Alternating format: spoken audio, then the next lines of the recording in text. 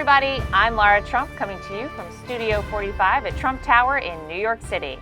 As the 2020 campaign approaches, the suppression of free speech online by powerful internet companies has become a real threat to the individual liberties of most Americans.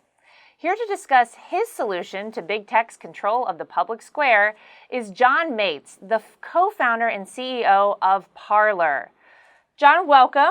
Hi, thanks. Did I get your last name right? Yes, you did. All right, fabulous. Then we're good to go here. There's been a lot of talk, especially by the president, recently and over the past year really, about the suppression of free speech. Do you think internet companies are controlling free speech, the public square? What is your take on all of this? Yeah, they definitely are being messing around with free speech in general in the United States, and it's very interesting how they're doing it. It's not as straightforward as you'd think. It's not just outright you're banned because you said something we don't like. It's now you're suspended for 5 days. Why don't you take that time and think about what you wrote, think about what you said, and then relearn what you're going to be saying in the future. So it's very interesting. So scary. It is. It's kind of Wow. like it's like machine learning, but it's like machine teaching. They're like trying to teach people how they're supposed to think. Yeah, but we hear about this sort of thing all the time. And I mean, even here at the campaign, we saw a year and a half ago or so a big change in our viewership and videos. And I know it's really affected a lot of people. But because these are private companies, they're able to do this, right? Yes, they are. And to a certain extent, right, that's their freedom. That's their freedom of speech, if you will. The problem that I see is that they're lying about it. They're not telling you, hey, we're messing around with what you're allowed to say. They're just kind of denying that they're doing it altogether. Yeah. And to say that there's no bias, not just from a standpoint of what they're doing with your free speech, just saying there's no bias in general is just factually wrong. Because when you write algorithms, you have kind of code that's operating in that capacity, it can't be unbiased. There is bias in general. Yeah. And so, well, because it's designed by a human. It is. Yeah. It is. And it's designed by them to basically their point of view on what's true and what's not true, Right. what's fake news and what's real news. They are the determining factor, and by definition, that's bias, regardless of... So you say Parlor is a user-driven platform. Exactly. Tell me what that means. So going off of what we just talked about with bias, if it's user-driven bias, then it's not bad. As in, for example, I'm suggesting followers to you. Instead of deciding for you who I think you should follow, I just say, here's people who you follow. Or here's people around you because they're second-degree connections. So that's user-focused content.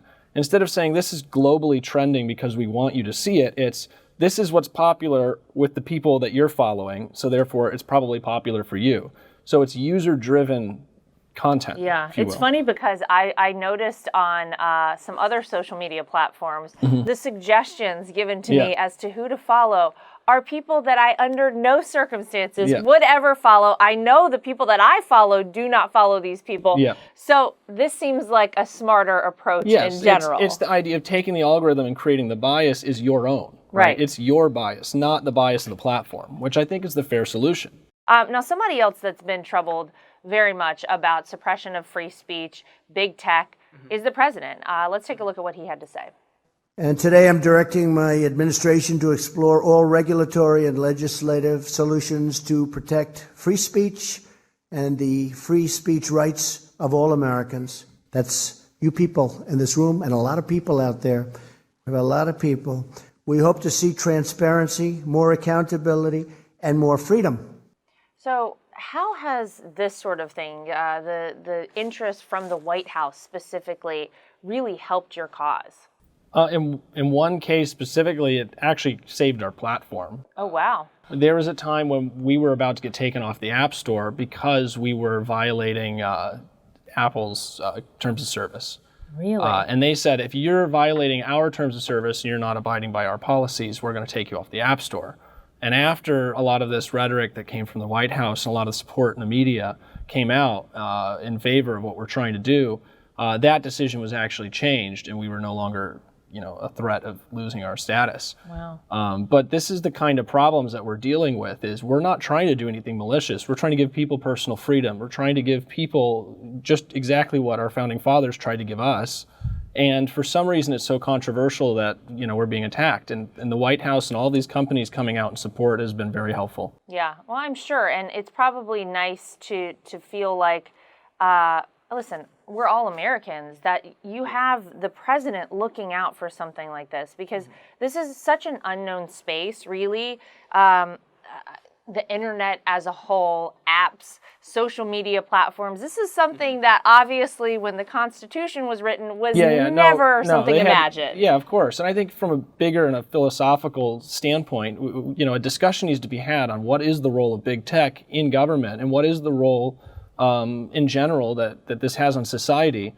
And I think that discussion needs to get had because it never has happened before. So, well, the good news is that the Department of Justice is now launching an antitrust review of some tech giants. What do you think about that? What's your reaction? I think it's really needed, to be honest. And I think it's a good approach, too. It's better than creating a lot of regulation and all this stuff that might make it harder for competition to arise. This is the correct direction, and there's, specifically, I think Google is a great starting point. There's a lot of issues in my mind that I see with Google. One of them is what are they doing with all of the confidential data they're getting from government contractors? So, for example, if I'm working on a weapon for the government, and I search for some codes, and then I search for something else, they can put 2 and 2 together and figure out what I'm looking for. They may even be able to figure out what I'm working on as a project. Right. What are they doing with that data? That's a good So there's a point. lot of different things and different cases that Google makes me very anxious about. Yeah. Well, I think a little oversight in this space is very needed. I mean, if you look at how, especially as a campaign, we utilized social media in 2016 to our advantage.